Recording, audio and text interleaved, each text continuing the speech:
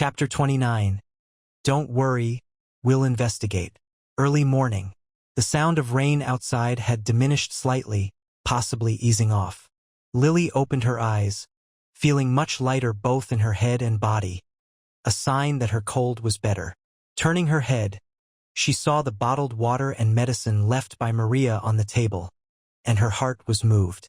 Just as she thought this, Lily remembered the sight of Maria covered in blood from the previous night, and an inexplicable fear crept over her again.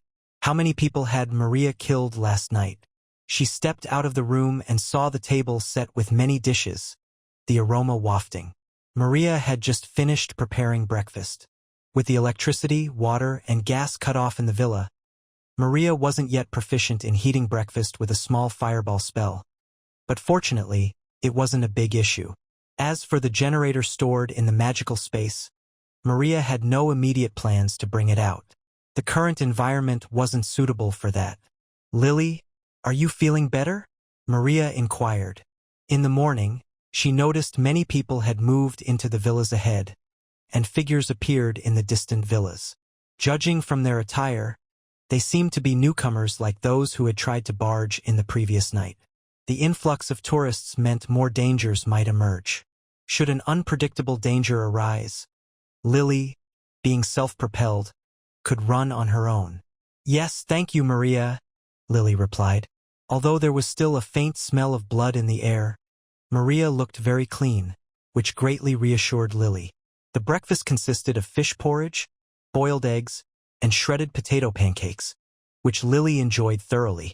Maria watched Lily eat with a slight smile. As the cartoons say, watching a cute girl eat is indeed very healing. While sipping her porridge, Lily checked her phone. It was September 26, 2123, the 26th day since the apocalypse began, and her phone still had no signal or internet. Murder. They've killed people. At the parking lot, the security checkpoint, Min stretched and grabbed a big pancake from the table, along with a cup of soy milk, eating as he walked out. With ample provisions, he was well-fed and slept soundly. The only downside was, despite the heavy rain, why were people still so noisy outside? Yesterday afternoon, there were over 20 people seeking answers, but by this morning only about 7 remained. Those who didn't come had probably come to their senses. In this world, being alive is good enough. "Why so noisy so early in the morning?" Min said sternly after finishing his bread and milk, walking out. "Didn't we agree to investigate today?" "Investigate my foot," he thought to himself. "Murder. They've killed people." An agitated woman pointed towards the villa area with trembling arms. "Your security, we've paid for protection. Go take care of it. There's a murderer in the villa area who killed many of us last night. Since you've taken our provisions, you must intervene," a middle-aged woman exclaimed, her hair disheveled and her body drenched, clearly terrified. Min was stunned. A murderer? A newcomer? Or the same person who had made Mr. Long's group disappear? He said, "Quiet down. Let someone rational and calm explain slowly." Soon, Min understood the situation. It seemed like this group had ventured to the villa area opposite the landslide, found Maria's villa, forced open the barricaded door, and were then massacred by someone inside using a crossbow. 20 went, only 7 returned. Truly ruthless. He recalled that a young girl named Maria had been staying in those villas before the landslide. He had even accompanied customer service Amy to deliver condolences when the company was still around. To think that, after the landslide, she was still alive. It was hard for Min to believe Maria could kill so many people in such a short time with a crossbow. Ouch! Too ruthless. Min suddenly thought of Mr. Long's group in the villa area. Any woman living in the villas, apart from those who initially joined the restaurant, had rarely escaped their clutches. Yet Maria was alive and still residing in the villa area, while Mr. Long and his group had vanished. Coupled with Maria's crossbow and last night's carnage, it seemed Maria was the hidden master in the villa area. One can't judge by appearances. All right, Min said. "We will investigate this matter." The weeping woman was furious. "Yesterday you said you'd investigate. Today you say the same. Do you plan to act only after we're all dead?" Min's face fell. How could she speak his mind? He had to correct her. What's the point in acting after they're dead? Then there would be no need for even token gestures. Who would want to provoke such a ruthless person for no reason? Ever read a novel?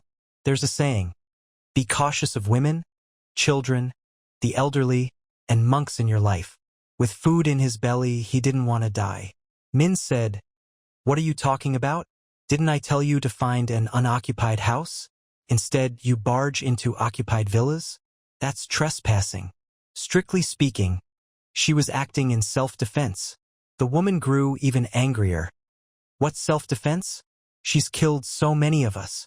And the company that managed the houses is gone, so why does the villa belong to her? What's wrong with us taking shelter there? Min glared at her. Let me tell you, those who took your provisions and chased you out the first time had no right. But the person you're dealing with now, you're in the wrong. The person you're dealing with checked into the villa before the storm, paying a long-term rent. Properly speaking, we should apprehend all of you and make you apologize to her. I see you're refugees and have suffered losses, so I'm letting it slide out of pity. Scram! Don't let me see you again. Keep it up, and I'll have my men beat you. Damn it! Because of you, I have to go apologize in this downpour. Furious, Min had the surrounding security men brandish their weapons, which effectively scared off the complainants. Seeing the security men and the ongoing downpour, they wailed as they left. If they didn't leave, the security men might actually resort to violence. Watching them go, Min paced back and forth, then made a decision. Ming, prepare 2 bundles of noodles and 5 pounds of rice. We're going to the villa area. The security man called Ming was startled, his heart aching as he asked, Captain, why prepare so much food? Min replied, as a gift of condolence to meet someone. Chapter 30. This is the real deal. For safety reasons, Min, accompanied by 3 security guards in raincoats, ventured to a villa across the landslide area. The road was deeply flooded, about 20 centimeters deep. The once beautiful tourist scenic area was now in disarray due to the impact of flash floods and mudslides, and the new refugee residents. The rain was filled with filth. Min suddenly found himself hoping for even heavier rain to wash away the grime. Upon reaching the landslide area, he couldn't help but marvel at the ingenuity of the refugees. They had managed to construct a rope bridge in such a short time. With this rope bridge, as long as people were careful, there would be no safety issues. They crossed the rope bridge. The ground on this side was less flooded, about 15 centimeters deep, but the water was more turbulent. Min, following his memory, found the villa where Maria lived, only to discover it was now occupied by new refugees. Had he mistaken the location? Or remembered wrong? No, the front door of the villa was missing, and people were coming and going. It couldn't be the villa they mentioned. He guessed that something must have happened recently, and Maria had moved out, relocating to another villa. There were only 8 villas on this side of the landslide, easy to find. Captain, look! One of his men pointed ahead to an area near the roadside flower bed, where 3 bodies were caught by the foliage, bobbing up and down in the water, unable to drift away. No one dared to move the bodies, fearing they might end up like them, sinking into the water. Min's expression changed. He looked towards the villa near the bodies, which was the one with the broken door barricaded by a cupboard. This is it. Min led his men, carrying gifts, towards the villa. Remember, be polite. If anyone is impolite, don't blame me for not warning you. The 3 security guards were puzzled but nodded, seeing their captain's seriousness. As Min and his 3 security guards approached the villa, Maria spotted them from the 2nd floor. By this time, Maria had already taken out her crossbow and was on the 1st floor. If the intruders tried to force open the cupboard blocking the door or break the windows, she would not hesitate to shoot. Maria would not repeat the mistake of letting Henry go again. These people were untrustworthy. Miss Maria, hello? I am Security Captain Min, accompanied by Customer Service Amy by for the delivery of care packages. Min stood at the door, politely knocking and shouting loudly. Maria shivered behind the door but did not respond. We heard that last night some ignorant people disturbed you. This is a failure on our part as the security team. Please be assured, we will deal with those people. Min shouted loudly. These are our condolences, including noodles and rice. Please accept them. There was still no response from inside the door. Min remained patient, saying, Miss Maria, it's dangerous outside. Maybe you could lower a basket or open a window on the first floor, and I'll put the gifts inside and leave. 2 bags of noodles, 5 pounds of rice, not much. Such a gift was quite sincere. Before the internet went out, Maria had seen in the Versailles group that Ocean and others were spending $100,000 for a pound of noodles and rice, and it wasn't even guaranteed they could get it. No need. Take them back and eat them yourselves. I'm fine here. Maria remained silent for a few seconds, then mustered the courage to respond loudly. She sensed no malice for now. Even so, she would not accept the security team's goodwill, nor would she dare to eat the food they brought. If there was anything in the food, she and Lily would collapse after eating it, and they wouldn't be able to stop others from pushing the door. Besides, she wasn't short of food. On the contrary, if the food was okay, it would be better for the security team, who was already short of supplies, to eat it themselves. Whether they were still maintaining order or not, as long as they were benign and remained, it was a good thing for the entire tourist area. Take them back, Maria said. Outside, Min was stunned. He looked at the noodles and rice he brought, such good quality. In recent nights, almost every day, young and beautiful women had been sneaking into the security team. Half a bun, half a bag of instant noodles, was enough to get these women to undress and do anything. Now, they had brought such heavy gifts and were being rejected? Unbelievable. Originally, he had planned to meet Maria and see if he could buy a crossbow from her. Whether it was dealing with the hostile strong or the man-eating spiders in the mountain caves, Min needed powerful weapons to arm himself. But since Maria wouldn't even accept such valuable gifts, it wasn't appropriate to bring up buying a crossbow now. All right, Min shouted. Many people have come to the tourist area for refuge recently, causing some chaos. Our security team will patrol regularly. If Miss Maria needs anything, just let us know, and we will help you. Then we'll be leaving now. After waiting for a while, there was no further response from inside. Min led his men away. On the way, a young security guard asked puzzledly, Captain, isn't this person being too disrespectful? 2 tong of noodles, 5 pounds of rice, enough to cause many people to fight to the death over them. Min glanced at him, pointing to the bodies still submerged in the water, and said, This is respect. I warn you again, don't treat Maria like the women who come to you at night. You can inquire about what happened here last night when you get back. I don't want any of you ending up like this in the rain. The young security guard was startled. Captain, you mean these people were killed by Maria? What do you think? Min said gravely. I suspect the disappearance of Mr. Long and his gang in the villa area is also related to Maria. The young security guard widened his eyes. Captain, is this true?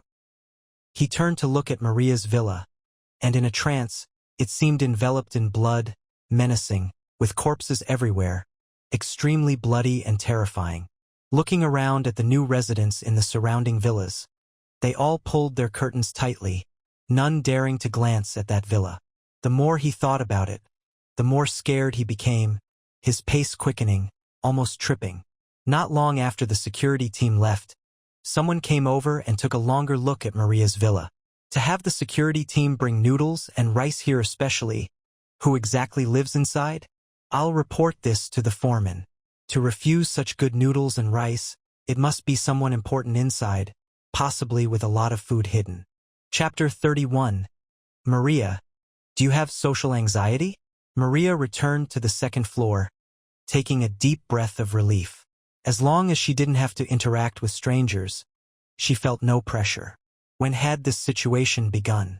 It must have been very early. Maria remembered it started around the age of 5.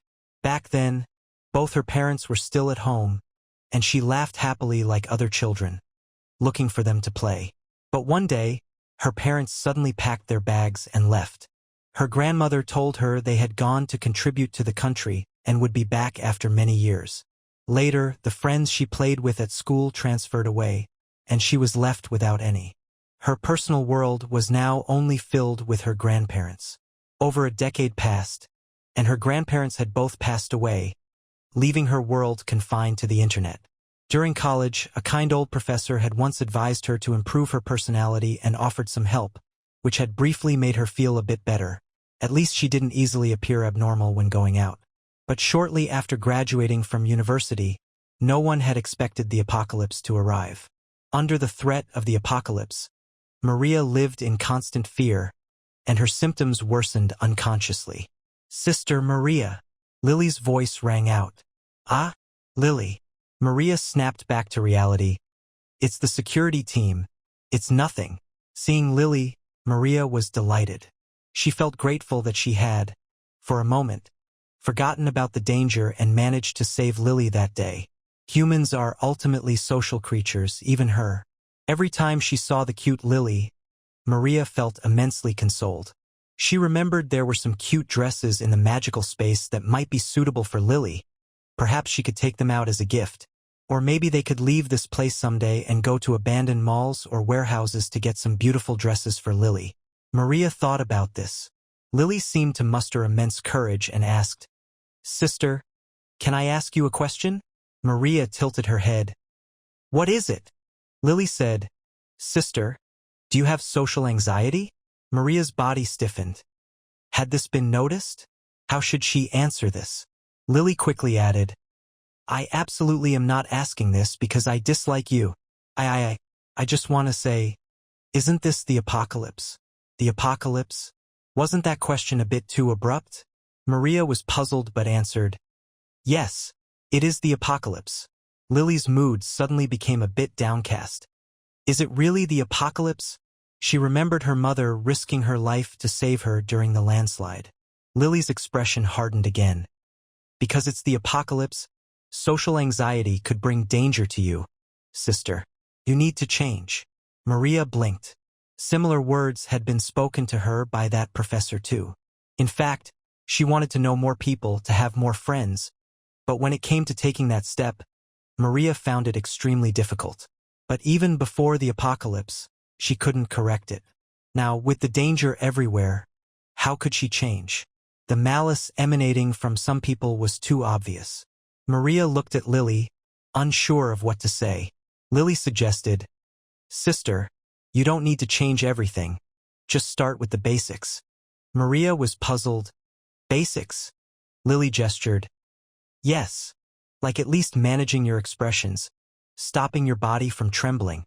For example, imagine unpleasant strangers as pumpkins." Maria was more confused. Pumpkins? Lily grew a bit impatient. It's just an example. It could be pumpkins or eggplants or apples or even moles. Anything to help you control your emotions, so your face doesn't show fear and your body stops trembling. Maria realized. Had Lily seen everything when she used the crossbow to kill someone? Lily explained. "What I mean is, sister, you can completely control your expressions, act tough, unapproachable. That way at least they'll be afraid." "No, sister. You already are a tough person. Just show that demeanor. Superman, Batman, Dr. Strange. You know them, right?" Lily hurriedly mentioned a few characters. Control your emotions. Control your body. Stay silent. Show that tough demeanor. Maria felt Lily's concern for her. She understood the proposal. It sounded good, worth a try. In previous battles, her body trembled. Her hands shook, and her face showed fear, making those ill-intentioned people think she was easy to chifu. Moreover, in such a state, if her crossbow shot went astray, it could add danger to herself. She didn't expect Lily to know so much. And sister, you can do magic. You'll definitely be fine." Lily shouted loudly, then immediately covered her mouth, blinking her eyes as she looked at Maria, too afraid to speak. Maria was startled, just staring at Lily silently. Soon she figured it out. It must have been when she took things out from the magical space in front of Lily. If the person in front of her wasn't Lily, but someone else, could she let them live? Maria's mind suddenly flashed with this dangerous thought. Almost simultaneously, Lily showed a fearful expression and quickly said, "Sister, I won't tell anyone this secret, Maria nodded. Lily exclaimed loudly. That's the feeling, sister. In a villa, more than 30 people gathered here. They were all workers who had followed the foreman to escape from the construction site, discovered a refuge on the way, and followed them to the tourist area. At this moment, a worker who had seen the security chief Min delivering rice and noodles to Maria's villa shared his observations with everyone. The foreman, a burly bald man wearing a safety helmet, looked around at his brothers and summarized, "That's about the situation. The occupant of this villa is a young girl who moved in before the heavy rains started. The gate has always been blocked. We've never seen her come out to find food, but there's been a faint aroma of grilled fish. Her identity is special. Even the security team has to curry favor with her. She refused the rice and noodles the security team offered, indicating that the villa isn't short of food. There's a lot of it." The worker who reported earlier agreed. "That's right." The foreman scanned the apathetic faces of the workers and continued. "This morning, someone saw many corpses floating around this villa. They must have known there was food here and tried to rob it. The rice we brought isn't much. We can't eat for long. Let's discuss whether we should take this risk. I must remind everyone, if we go to rob, some of us might end up like those in the rainwater." Chapter 32. The Witch. After the last disturbance, peace was restored in the tourist area once again. Thanks to the wailing of a few survivors, almost all the refugees in the tourist area knew about the witch who lived in the villa by the landslide, known for killing dozens overnight. Initially, rumors said Maria killed over a dozen people in one night. 3 days later, the gossip escalated, claiming all tourists who previously lived in the villa complex were killed by Maria, causing great panic among new residents. A few days after that, even the landslide was rumored to be summoned by Maria. Thus, Maria earned the nickname the Witch, accidentally hitting the mark in a way.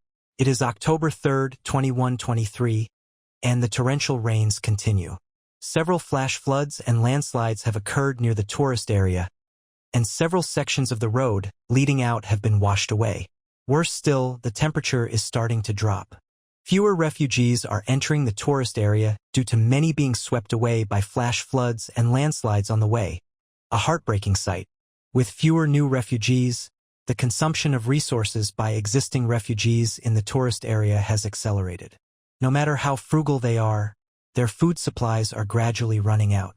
More people are resorting to eating grass, leaves, and bark. Conflicts over food are becoming more frequent. Some went to the security team led by Min for answers, but Min mostly just said, "Please go back and wait for news. We will investigate." The investigations amounted to nothing. Eventually, the refugees realized that the security team was just there to collect food and would not intervene in their problems. Anyone causing trouble at the security team would find that the usually friendly guards were capable of killing. This was a lesson learned from several confrontations with strong forces. In this world, having necessary force is essential to survive. Min's only regret was not being able to buy a crossbow from Maria. If he had one, he would feel more confident and wouldn't have to constantly worry about sneak attacks from strong forces. Strong forces were eager to ambush the security team to get back at them, especially since their food supplies from renting out homes were also dwindling.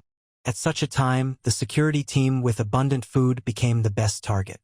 However, when strong forces planned to attack the security team, Mr. Song appeared. Mr. Song operated alone, fearless, and often appeared unexpectedly at the ruins, taking out sentries and stealing food, causing great distress. Over just a few days, Mr. Song had killed 5 of their men.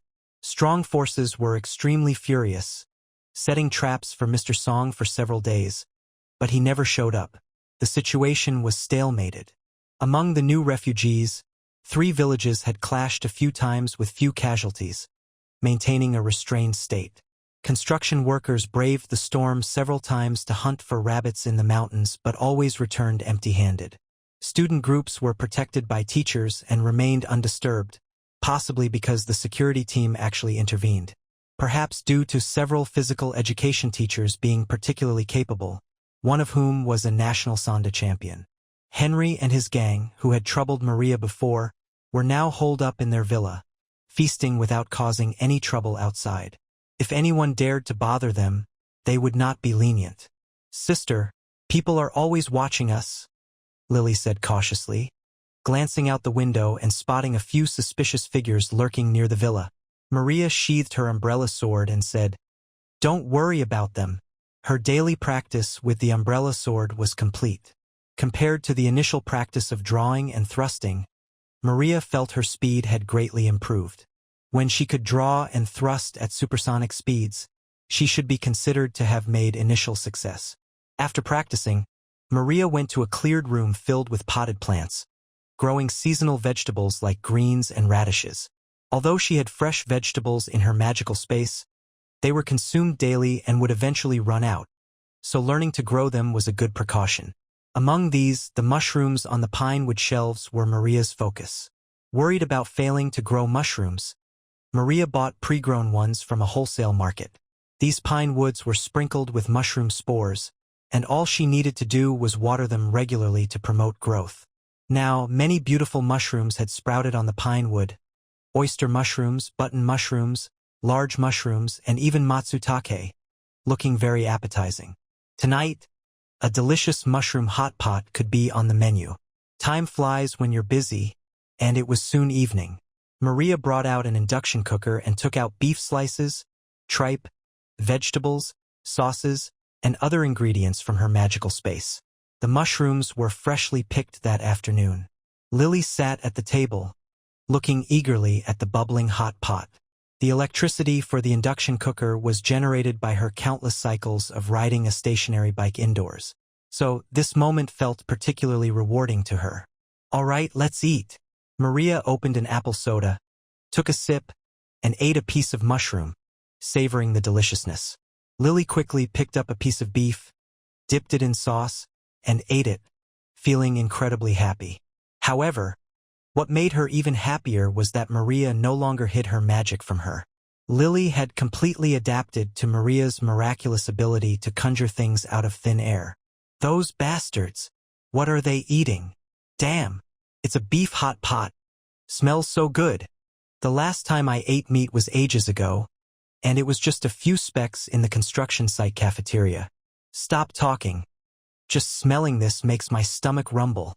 Keep it down. After this job, we'll all have meat to eat. Listen to boss's instructions." 26 workers, under the cover of darkness, sneaked up to the villa where Maria lived. Unlike previous troublemakers, their movements were very quiet. They would be undetectable without a spotlight. However, the tourist area had been without power for a long time, and backup power had also been exhausted, so streetlights were out of the question. "For today, we have braved the freezing torrential rains for over 10 days, the foreman said in a hushed tone. "Pay attention. 16 of you will ram the door open. 6 will find a chance to climb to the second floor, and the rest will stay with me and cover." Stimulated by the aroma of the beef hot pot, the workers swallowed their saliva and nodded seriously. Compared to their numb expressions when they first arrived at the tourist area, the workers' eyes now glowed with a desperate hunger. The foreman issued orders in a low voice. "Action!" Chapter 33, Gone Rogue. Boom! A sudden deafening explosion jolted the two who were enjoying a beef hot pot. The cabinet at the entrance on the first floor had been knocked over. To prevent the door from being breached, Maria had stacked a bed behind the cabinet, which unexpectedly got smashed as well. Maria abruptly stood up, seized her crossbow, and prepared to dash towards the staircase. Unexpectedly, 2 clangs echoed from the window on the second floor. Someone had scaled the balcony to reach the second floor. She had been too lax while eating.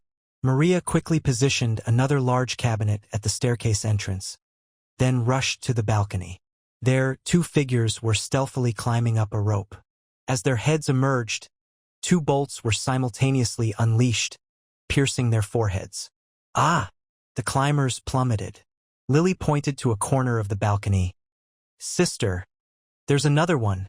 Maria swiftly redirected her crossbow, hitting the intruder between the eyes. Another scream and the figure fell.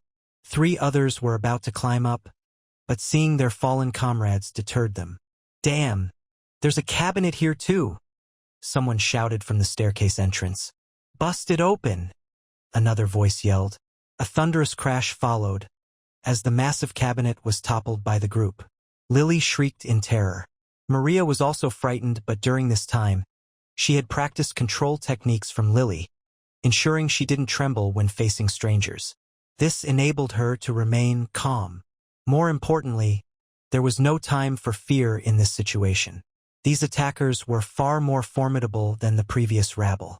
Though the cabinet had blocked their path for a moment, Maria shot bolts, hitting the throats and foreheads of the two leading attackers, who fell one after another. Shield! Someone shouted from behind, their voice slightly trembling, clearly surprised by Maria's efficiency. The next moment, Maria saw attackers using a door to block her view as they charged up the staircase. Again! Someone shouted, reinforcing the fallen cabinet with planks, sealing any chance for Maria to find an opening. Maria, holding her crossbow, frowned. Things were getting complicated. Suddenly, Lily called out, "Sister, they're going to throw something." Throwing things. The living room on the second floor was small, leaving little space to dodge. Hiding in a room with Lily would be even more dangerous, as they'd be trapped inside. Fire or smoke could incapacitate them. Lily, close your eyes and cover your ears, Maria instructed, suppressing her fear. Lily, unsure what Maria was about to do, obeyed without question. Maria holstered her crossbow, raised her right hand, and conjured a small fireball that swiftly changed from yellow to white to blue to a light blue hue. With a gentle push, the light blue fireball shot out like a bullet. Boom! The door used to barricade the entrance was obliterated. Workers behind the door were blown to pieces, their shattered remains and a scorching blast sweeping down the corridor, knocking more attackers to the ground. The door seemed much less sturdy than the downstairs entrance. Lily behind Maria felt the tremors and her ears rang. When she opened her eyes, she saw the staircase was in ruins. Maria, resuming her crossbow, continued to dispatch those still alive on the stairs. Those badly injured were in agony, some unconscious, others moaning in pain. Maria wasn't cruel. She was kind-hearted and couldn't bear to see them suffer. Besides, these were people out to kill her. Better they all be dead. Ugh. Lily, just glancing at the scene, couldn't help but vomit. At the construction site, 5 men who hadn't charged up were nearly scared to death by the explosion. Based on their initial intel, Maria only had a crossbow, not expecting explosives. They fled for their lives. The foreman, lingering outside the villa, felt an icy chill down his spine upon hearing the explosion above. He now understood why the villa's door was only half intact. It had been blasted apart. "Help me up!" someone cried as they slipped on the first floor. Touching the slick ground, they realized it was blood, terrified beyond measure. But everyone was in a rush to escape. No one could spare a moment to help. Maria, stepping over the bodies, pursued them downstairs. Bolts from her crossbow struck their targets, hitting the intruders in the back of the head or heart, killing them instantly. "Don't kill me," a fallen man pleaded. His plea was silenced by a bolt piercing his throat. Of the 16 who stormed the villa, only 2 escaped. Outside, they found the foreman and others long gone. Neighboring villas had heard the commotion and peered through their windows, but the darkness outside concealed any details. All they knew was that trouble had erupted again at the villa across. Maria chased to the entrance before stopping. Outside, a torrential rain masked the night, rendering everything invisible. "Sister," Lily softly called from the second floor. The gruesome sight at the staircase had made her vomit her recent meal. "It's okay now," Maria replied. From her magic space, she brought out a kerosene lamp, lit it, and placed it on the table in the first-floor living room, illuminating the entire space. She looked at the bodies, her body shuddering slightly before she regained her composure. She had been truly terrified, almost losing her nerve. Luckily, her recent practices helped her keep steady during the fight. However, a few intruders had escaped, leaving Maria somewhat apprehensive. Would they return for revenge? and with the villa in such a state, it was no longer habitable. Other villas nearby were already occupied by refugees, making relocation impossible. Maria started collecting her crossbow bolts from the bodies, accidentally splattering blood on her skirt. Lily cautiously descended the stairs to the living room. Advising Maria against trembling in battle, Lily herself shivered, even after the conflict had ended. Pale-faced, she watched Maria retrieving the bolts, and, as if making a decision, she gathered her courage and said, "Sister, I'll help you."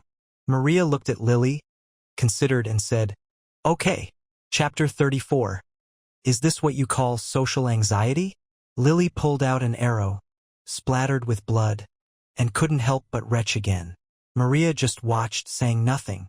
The floor was already littered with corpses and blood, so adding a bit more from Lily's vomit didn't make much difference. In this apocalyptic world, Lily needed to become accustomed to blood to survive well, at least not to be fearful of it and corpses. These were adjustments Lily had to make herself. There wasn't much Maria could do to help. After retrieving the arrows, Maria cleared away the fallen cabinets and bed, briefly rinsed the arrows in the rain at the door, and stored them in her magical space.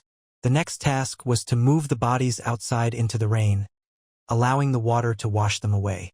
Bodies on the first floor were easier to move. With Lily's help, they were more efficient than usual, and within minutes, they had transported all the bodies on the first floor out into the rain.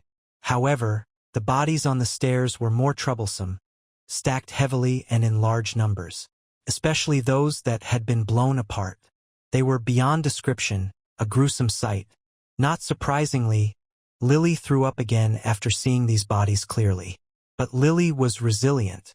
She found a mop and a broom, and despite her nausea, she managed to clean the filth on the stairs. The blood stuck to the floor and walls couldn't be fully removed, so they just dealt with it superficially. Considering that broken bodies wouldn't be easily washed away in the rain, Maria retrieved some foam boxes from her magical space for vegetables, had Lily place the fragmented bodies inside, and then into the rain, letting the swift current carry them away.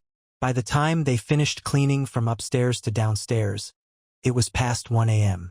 "Lily, are you all right?" Maria asked, noticing Lily's somewhat numb expression. "Maria, I'm fine," Lily weakly replied. It seemed she had become physically weak from vomiting so much. Maria fetched a set of new clothes from her magical space and said, "I've filled the bathtub with hot water for you. Go wash up. These are new clothes. Just throw away the ones you have on now." The new clothes might be a bit large, but there were no better options available. Lily accepted the clothes. "Thank you, sister."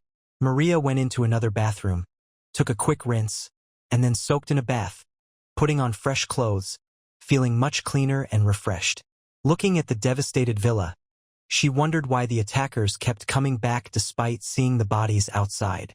Regardless, she needed to find a way to permanently solve this problem, and if possible, find and eliminate those who attacked her last night. For now, Maria decided to get some sleep, dealing with any issues after regaining her strength tomorrow. The foreman and 3 others returned in a hurry. 2 more followed. All looked utterly shaken. The 5 workers left at the villa looked at those who returned, bewildered, not understanding what had happened. Out of 26 people who left, only 6 returned. Had the others all been killed? "Where are the others?" the foreman asked the last 2 who ran back, looking at the dark rain outside with terror. "Gone," one middle-aged man with blood on his face said fearfully. The blood on his face was from stumbling during his escape. Too scared to attend to it. "Boss, they're all dead. If we hadn't run fast, we'd be dead too," another man said in horror. "All dead?" The workers left behind were terrified. Had the mission failed? They hurriedly closed the villa's door, fearing the killer woman might burst in at any moment. "You said she was socially anxious?" The foreman gasped for breath, still recovering. "Is this what you call social anxiety? This is a social terrorist. 20 brothers." The bleeding worker anxiously asked, "Boss, what should we do? Will that killer woman chase us? And what about the security team? They explicitly said offending the killer woman means offending them," The foreman clenched his fists, anxious but knew rushing wouldn't help. The incident had occurred. So many brothers were dead. Retrieving the situation was impossible. But he had to stay calm. The killer woman never goes out just like the previous times. Those who escaped and didn't stir trouble again were generally not pursued. We don't need to worry about that. The foreman analyzed calmly. As for the security team, they're just over 20 people and have a feud with Strong in the ruins. We have 11 of us. Even if they know about tonight, they don't have the guts to attack us. However, just to be safe, tomorrow we'll go to the security team for answers. At least get some food before leaving. The bleeding worker asked, "Boss, do you think they'll agree?" The foreman's unshrunken fat trembled as he said, "They will have to agree, because I'll offer Min a deal he can't refuse." The few inside the room looked at their foreman, sensing he had gone mad. But they were out of food. Without sustenance, they'd surely starve to death. The bark and leaves around the tourist area had been picked clean. Even if they wanted to eat some bark, they'd have to brave the heavy rain and go a long way into the mountains. Whatever the foreman planned, as long as he could lead them to get food and escape, they'd follow. Before dawn, Min learned about the construction gang's attack on Maria's villa. According to the news, the gang had left behind many corpses and fled the villa. There was no doubt that Maria had won. This further confirmed Min's earlier assessment of Maria. It was certain that Maria had taken out the group led by Mr. Long in the villa area. Too strong. More concerning for Min was the explosion sound coming from Maria's villa. Was it explosive or something else? As the security captain of the tourist area, he didn't recall any dangerous items in the villa area. Even in the warehouse of the tourism building washed away by the mudslide, there were none. Curious, he quickly thought of a bigger problem. Offending Miss Maria is declaring war on the security team. This was Min's tough talk released some time ago. Actually, it was also to ride on Maria's coattails. Therefore, if he did not take action against the construction gang, then the security team's words would be empty threats. If he took action, a 23-against-11 advantage was clear. Winning should be straightforward, but what would the losses be? Min dared not gamble. Most importantly, if he fought against the few remaining from the construction gang, and Strong staged a sneak attack, the risk of the security team being annihilated was high. Headache. Min pondered, suddenly thinking of another possibility. Uncertain if the security team would deal with the construction gang, they might head straight to the security team. After all, if they couldn't defeat Miss Maria, couldn't they attack the security team? Realizing this, Min jolted. He turned and ran towards the dormitory, shouting loudly, "Wake up! Everyone, get up!"